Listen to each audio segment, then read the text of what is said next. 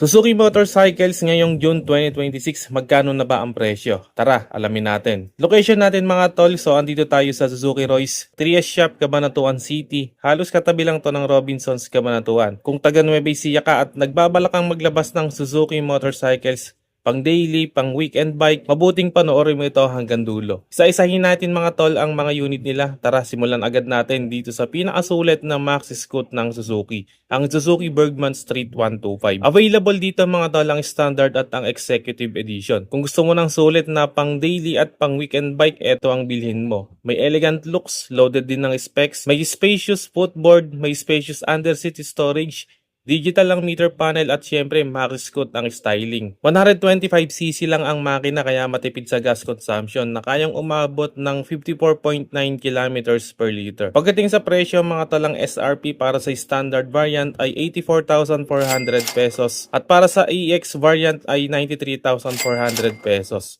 Dito naman mga tol, meron tayong sulit din pagdating sa pang-araw-araw na gamit. Ang dual sport ng Suzuki, ang Raider J Crossover 115. Very flexible nito dahil suitable pang on and off-road at maliit lang kaya hindi hassle gamitin. Pwedeng-pwede din sa lady rider at usapang forma talagang maibubuga din itong Raider J Crossover. Perfect pang daily dahil matipid lang din sa gas na kayang umabot ng 52.6 kilometers per liter. So meron tayong dalawang color available dito. No? So meron tayong black at andito naman yung color red. Pagdating sa presyo mga tol, ang SRP nito ngayon is 71,900 pesos.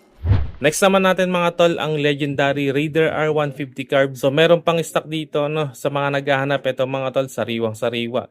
Pormahan nito mga tol, walang kupas, very sporty, talagang makisig pa din. Maganda din itong pang daily and pang weekend bike ano, talagang hindi ka bibitinin nito. Naka 150cc double overhead cam 4-valve carburetor engine. Solid talaga to mga tol. So pagdating sa presyo, ang SRP nito ngayon ay 109,100 pesos. Kung naghahanap ka naman ng pang-service na pwedeng pang single at pwede ding sabitan ng sidecar, ito ang para sa iyo, ang Suzuki Smash. Available dito mga tol ang carb type at ang FI variant. Siyempre para sa carb meron tayong pagpipilian na naka-spoke type at naka-mags. Ganon din dito sa FI variant ano. Meron din tayong naka-spoke type at naka-mags.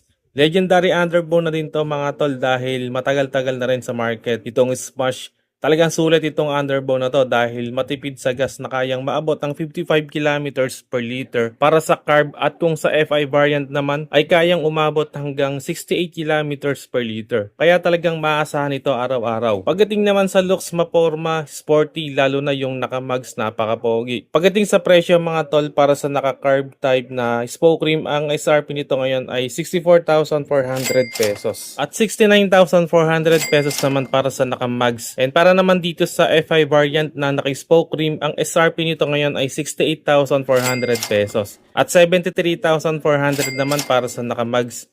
Pogi nitong white mga tol, tapos naka-gold mags. Solid. Dito naman mga tol, ang latest model ng Suzuki Raider R150 Fi. So meron tayong Raider Blade Edition and Raider R150 Pro. So ito yung variant ng Raider na talagang pinag-usapan ano. Kakaiba kasi yung ginawa ni Suzuki dito. Anyway mga tol, yan ng mga available na Raider Fi dito ngayon. Para sa Blade Edition, ang SRP nito ngayon ay 130,000 pesos and 146,400 pesos para sa Raider Pro variant. Kung naghahanap ka naman ng malabig bike na looks, ito ang bagay sa iyo, ang Suzuki Gixxer 155. Kung ayaw mo ng scooter or underbone pero gusto mo ng motor na pwede mong gamitin pang daily at pang weekend bike, ito ang bagay sa iyo. Matipid sa gas na kayang umabot ng 53.3 kilometers per liter. SRP naman nito mga tol ngayon ay 106,400 pesos. Kung pang-adventure naman ang trip mo pero wala kang malaking budget, ito ang kunin mo, ang bagong Suzuki V-Strom 160. Siguradong magugustuhan mo ito lalo na kung mahilig kang mag-long ride every weekend. Pormahan pa lang talagang hinango sa flagship na V-Strom ng Suzuki. 160cc ang makina at siguradong sulit dahil matipid lang kumonsumo ng gasolina na kayang umabot ng 50 kilometers per liter. Meron ka ng pang long ride, pwede mo pang gamitin pang daily. At low maintenance lang dahil naka-air-cooled ang makina. Pagdating sa presyo mga tol, ng SRP 146,000 pesos.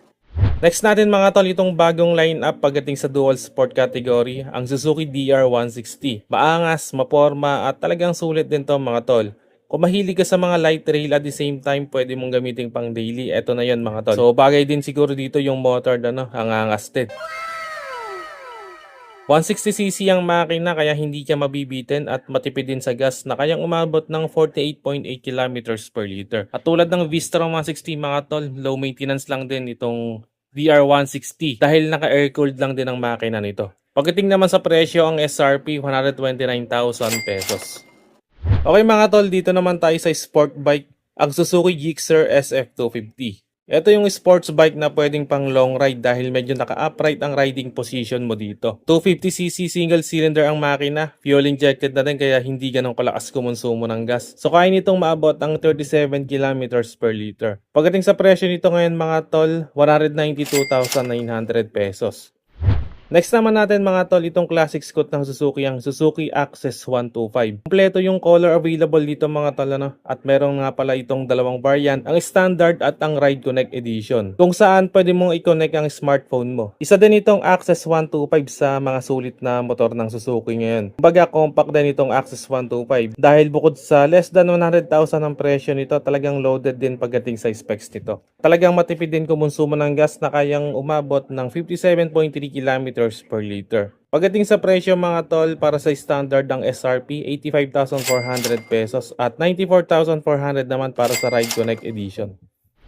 At dito naman meron tayong another scooter, ang SkyDrive Sport. Kung naghahanap ka ng scooter na pang daily, ito yung bilhin mo. Compact, bagay na bagay din sa mga lady rider at pwede din sa mga beginner. Kung practical na motor ang gusto mo, ito na yon. Pagdating sa presyo mga tol, ang SRP ngayon nito ay 73,900 pesos. Okay mga tol, yan ang Suzuki Motorcycles ngayon June 2026 sa mga nagbabalak maglabas. So PM nyo lang ako sa Facebook page natin or call or text ka lang sa number ko. Again, location nito is dito sa Suzuki Royce 3S Shop dito sa Cabanatuan City besides ng Robinsons Cabanatuan. So kung taga Nueva Ecija ka o taga Cabanatuan ka, madali mo lang itong makikita.